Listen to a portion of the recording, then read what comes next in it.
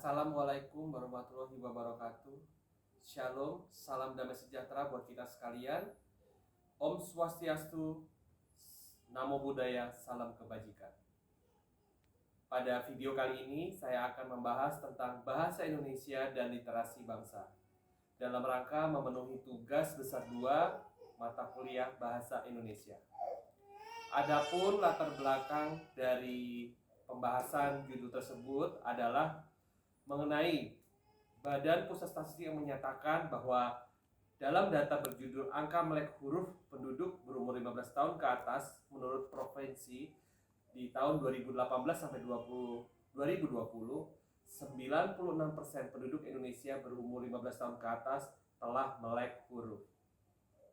Bahkan Dirjen PAUD Dikdasmen Kemendikbudristek Bapak Jumeri, presentasi buta aksara tahun 2019 sebanyak 1,78% dari 3.081.136 orang, dan pada tahun 2020 turun menjadi 1,71% dari 2.961.060 orang.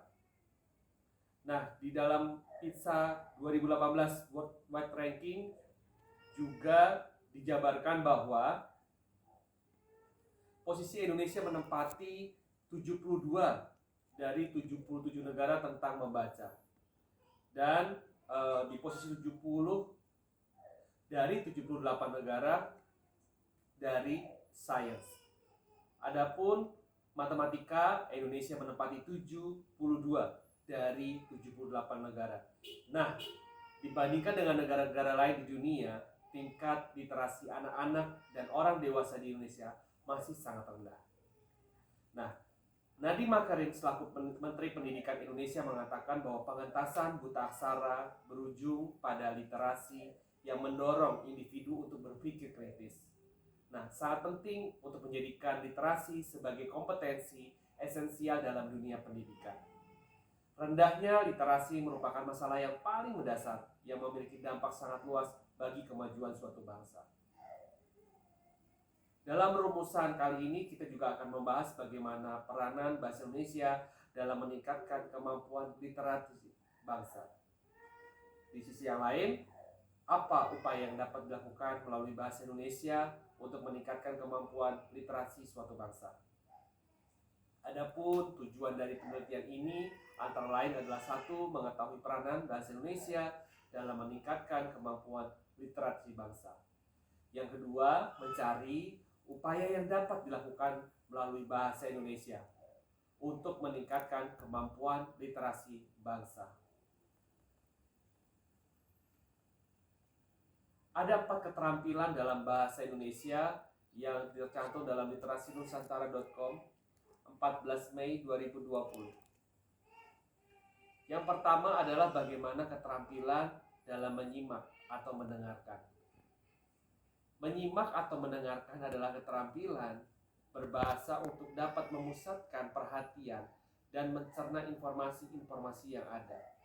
Selain menyimak, ada keterampilan berbahasa Indonesia yang kedua, yaitu berbicara. Keterampilan berbicara ini diperlukan untuk dapat mengungkapkan ide atau gagasan yang ada pada diri kita. Ide atau gagasan itu tidak hanya disampaikan, tetapi dapat dicerna dengan jelas oleh si penerima informasi. Adapun keterampilan yang ketiga yaitu tentang membaca. Membaca adalah keterampilan dalam memahami.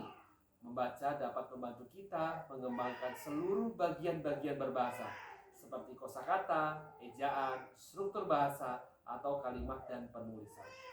Yang terakhir, keterampilan dari berbahasa Indonesia adalah menulis. Menulis adalah kegiatan mendokumentasikan informasi ke dalam suatu sarana tulis menulis.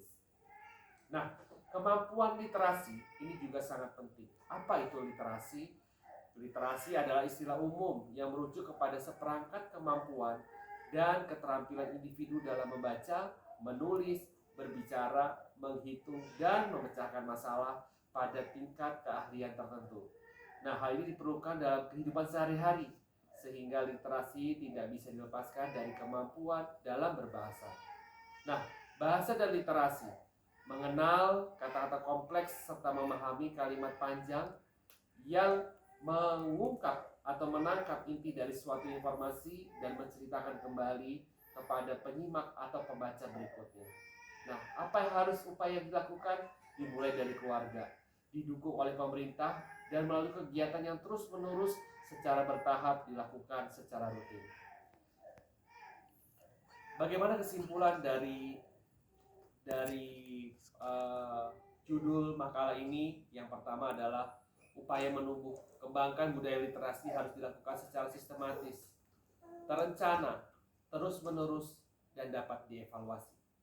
Dengan menggunakan metode yang efektif dan efisien, upaya itu harus ditempatkan secara tidak terpisahkan dengan aktivitas berbagai sektor kehidupan masyarakat.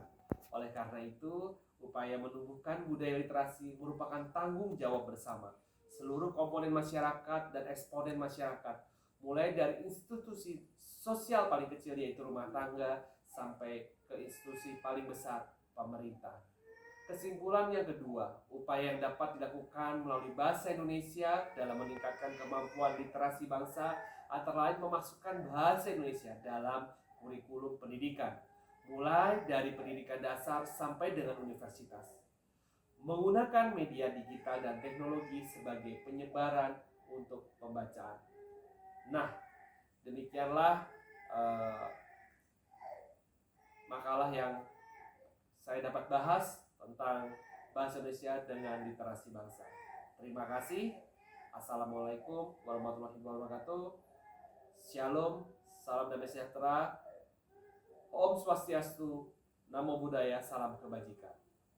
Terima kasih.